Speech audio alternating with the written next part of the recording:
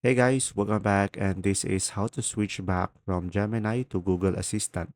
So first, just simply tap on the Gemini application and go to your profile on the top right corner of the screen.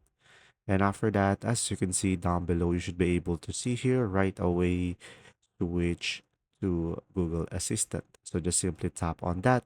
And from here, just simply tap on the Google Assistant over here and you will have a pop-up and just simply go ahead and tap on switch, and after that it will be switch to Google Assistant.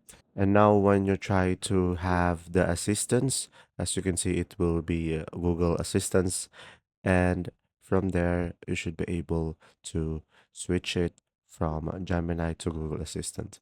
And there you go. If this video was helpful, please like and subscribe, and if you have any question, just simply comment down below. And thanks for watching, guys. See ya.